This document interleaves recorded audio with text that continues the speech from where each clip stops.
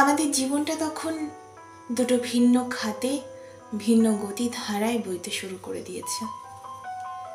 তুমি তখন বেশ অনেকখানি পথ অতিক্রম করে ফেলেছ। আমার জীবনটা তখন নির্ঝঞ্ঝাট শান্ত নদীর মতো বয়ে চলেছে, যেখানে ঘটনার বিশেষ কোনো ঘনঘটা নেই। দুজনের পরিচয় হওয়ারও কথাই ছিল না কোনোদিন। তবু হলো, কেন হলো জানি না। হয়তো অনেক কষ্ট পাওয়ার বাকি ছিল তাই। কাউকে ভালোবেসে ফেলার কষ্ট, কাউকে ভীষণভাবে ভালোবেসে কোনো দিন না পাওয়ার কষ্ট। পাওয়াটা কখনোই হবে না তা আমরা দুজনেই জানতাম, কিন্তু কি অদ্ভুত দেখো, তাও ভালোবাসলাম। বা বলা ভালো, কোনোদিন কাছে পাবো না জেনেই হয়তো বেশি ভালোবাসলাম। এই ভালোবাসার কোনো অতীত ছিল না, কোনো স্ট্রং রুট ছিল না, লাভ অ্যাট ফার্স্ট সাইটের মতো কোনো অ্যাট্রাকটিভ কারণও ছিল না।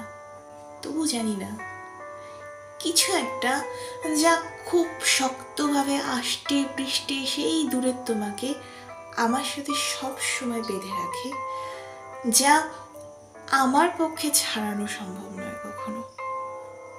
কোনো স্মৃতি নেই, কোনো কথা নেই, বিশেষ মুহূর্ত তো ছেড়েই দাও, কোনো মুহূর্ত এমন ছিলই না আমাদের যা 24 ঘন্টা তোমার কথা মনে করাবে। কিন্তু আবারও দেখো, অদ্ভুতভাবে এক মুহূর্ত তুমি আমার মন থেকে সরতে না।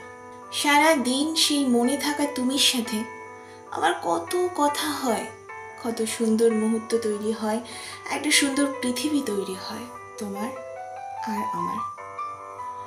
জানি না তোমারও ঠিক এমনটা হয় কিনা। হতে পারে অনুভূতিগুলো হয়তো শুধুই আমার, আসলে আবেগপ্রবণ মানুষ তো, তাই অনুভূতিগুলো একটু বেশি সেন্সিটিভ। তুমি বলেছিলে আমাদের একটা গল্প লিখো, কিন্তু গল্প লিখতে পারলাম না। কেন পারলাম না জানো? আসলে প্রত্যেকটা গল্পের একটা শুরু থাকে, কিছু ঘটনা থাকে, একটা শেষ থাকে, কিন্তু আমাদের সম্পর্কের তো কোনো শুরু ছিল না।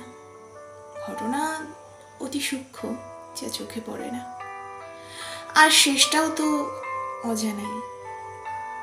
আমি চাই তুমি আমার জীবনে সেই বর্তমান হয়ে থাকো, যার না থাক অতীত আর না থাক কোনো ভবিষ্যৎ, যার অস্তিত্ব কেউ কোনোদিনও ছিল বলেই জানতে পারবে না, যার ভবিষ্যৎ কেউ কখনো খুঁজবেও না।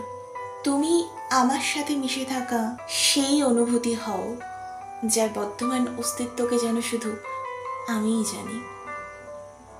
যতক্ষণ আমি, ততক্ষণ আমাদের তুমি। সব শেষে বলবো, না চাওয়া থাক না পাওয়া থাক, চিরন্তন সত্যির মতো তোমার আর আমার তবু ভালোবাসা থাক।